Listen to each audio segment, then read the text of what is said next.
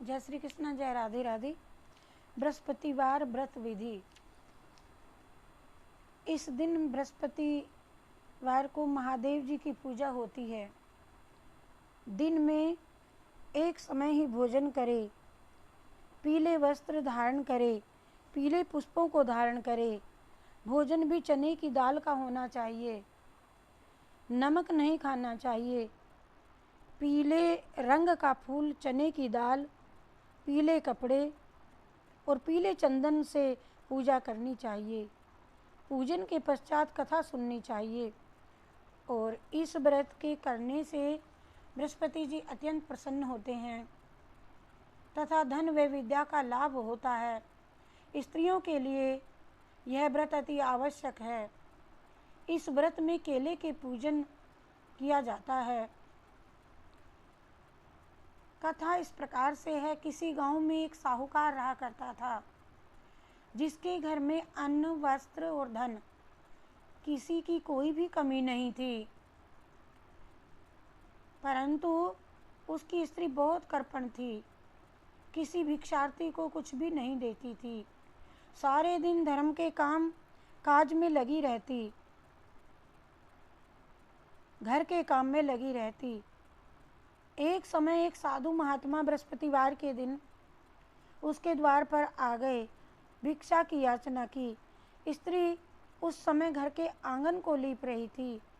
इस कारण साधु महाराज से कहने लगी कि महाराज, इस समय तो मैं घर लीप रही हूँ, आपको कुछ नहीं दे सकती, फिर किसी अवकाश के समय आना।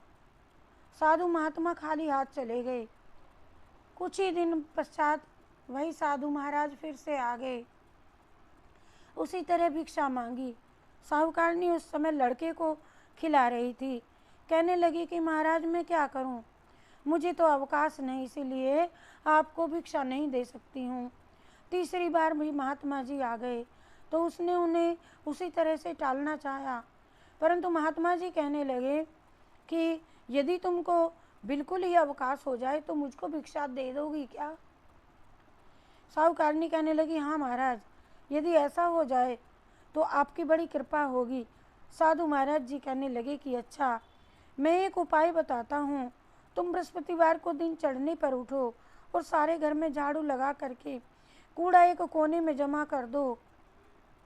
घर में चौका इत्यादि मत लगाओ। फिर स्नान आदि करके घर वालों से कह दो उसी दिन सब हजामत भी अवश्य बनवा लें। रसोई चूल्हा बना करके रसोई बनाकर चूल्हे के पीछे रख दो, सामने कभी नहीं रखो। सायंकाल को अंधेरा होने के बाद दीपक जलाया करो तथा बृहस्पतिवार को पीले वस्त्र धारण मत करो और ना ही पीले रंग की कोई चीज़ों का भोजन करो। ऐसे यदि आप करोगी तो तुमको घर का कोई काम नहीं करना पड़ेगा, अर्थात अवकाश ही अवकाश आपको रहेगा। साहूकारनी ने ऐसा ही किया। बृहस्पतिवार को दिन चढ़े उठी, झाड़ू लगा कूड़े के कोने में जमा कर दिया। पुरुषों ने हजामत बनवाई, भोजन बनवाकर चूल्हे के पीछे रख दिया। वह सब बृहस्पतिवार को ऐसा करती थी। अब कुछ समय बाद उसके घर में खाने को दाना नहीं रहा।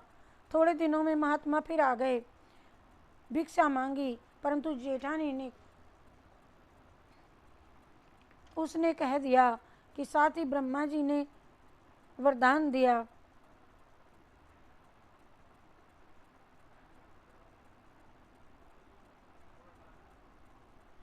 मेरे घर में तो खाने को अन्न का दाना तक नहीं है, आपको मैं क्या दे सकती हूँ?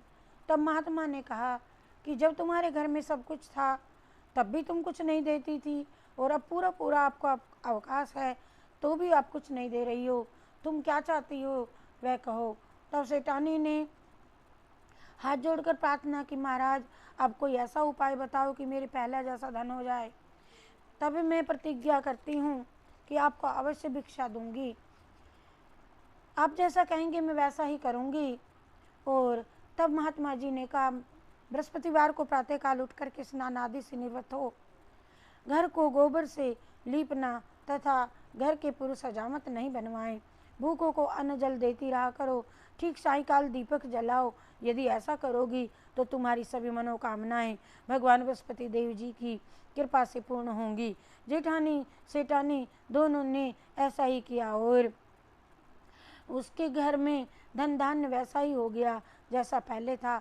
इस प्रकार भगवान बृहस्पति जी की कृपा से अनेक प्रकार के सुख भोग करके दीर्घ काल तक जीवित रही वह। बोलो जय शिव शंकर भगवान की जय। ये बृहस्पतिवार की कथा सुनाई।